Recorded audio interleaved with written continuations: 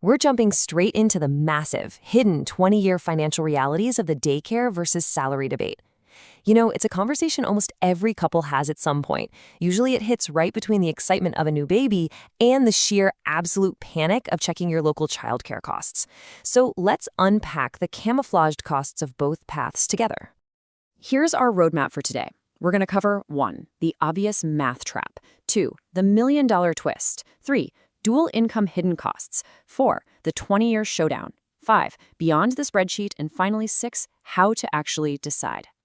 All right, let's kick things off with Section 1, the obvious math trap. So this crucial conversation usually hits you right at the kitchen table, right? You're sitting there looking at your financial future together, maybe reading through those essential questions you're supposed to ask each other before making a big commitment. And then, bam, the abstract, fuzzy idea of family planning collides head-on with the very concrete, very out-of-pocket reality of daycare.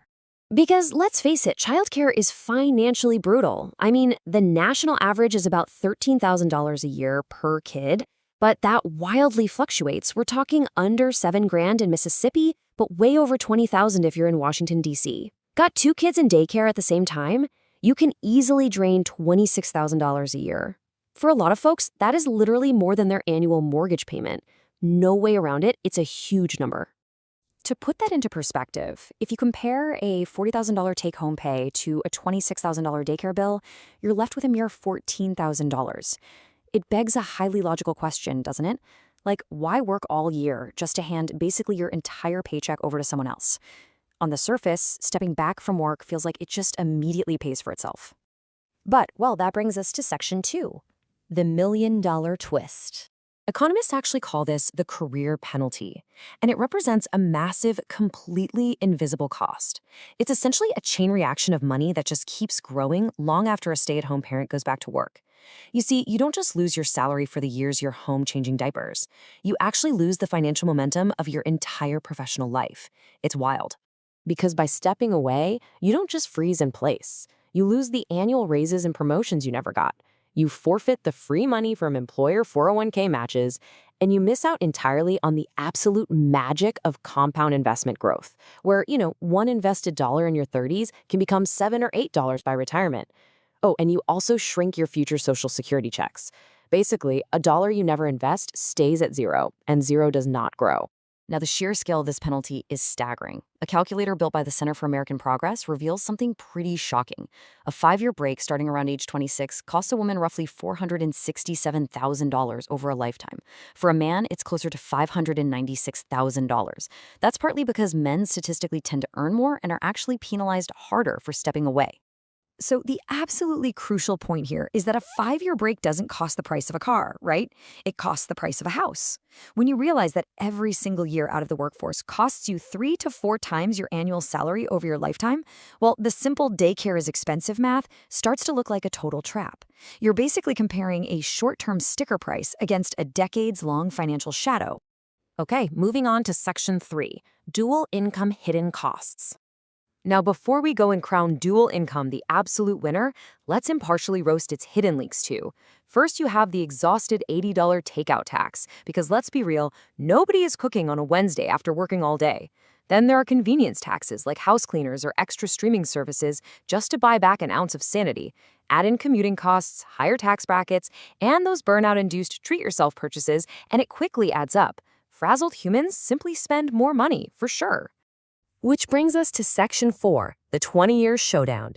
Let's actually run a practical simulation for a hypothetical couple.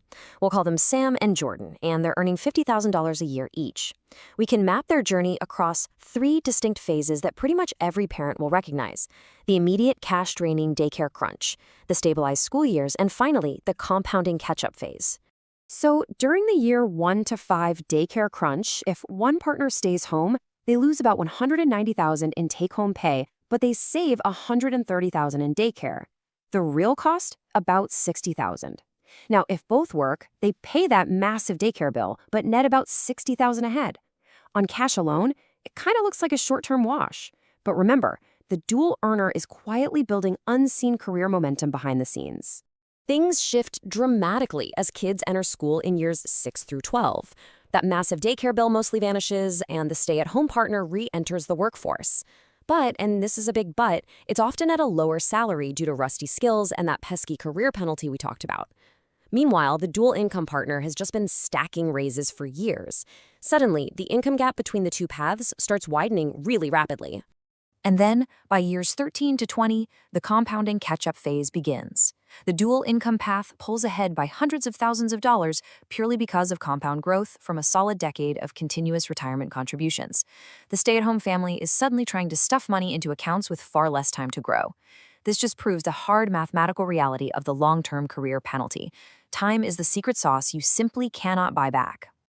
Next up, Section 5, Beyond the Spreadsheet. But hey, you are not a spreadsheet, right? You're a human being.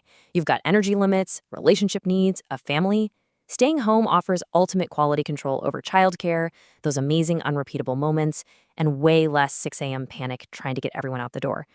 On the flip side, the dual income path provides a huge safety net against unexpected layoffs and crucial, independent financial security for both partners. Honestly, no calculator can ever measure these completely valid trade-offs. Finally, we arrive at Section 6, how to actually decide. So with all these conflicting numbers and emotions swirling around, how do you navigate this high-stakes decision without building resentment? Well, you sit down together and follow these steps. First, calculate your actual local costs, not just national averages. Second, factor in the long-term career penalty with a calculator so your eyes are wide open to the reality. Third, look for middle paths, things like part-time work, remote roles, or job sharing, rather than falling into that whole all-or-nothing trap. Fourth, aggressively protect the partner who steps back. And fifth, revisit the plan, because what works with toddlers might definitely not work with middle schoolers. I actually want to pause on step 4 for a second because it's absolutely vital. If someone does step back, it is non-negotiable to protect them. You must fund spousal retirement accounts in their name. Keep both names on bank accounts. Keep professional networks warm so that re-entry later isn't so brutal.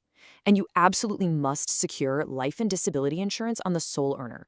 Because, let's face it, one income is now holding up the entire house. The dual income path undoubtedly wins purely on money over 20 years. We know that.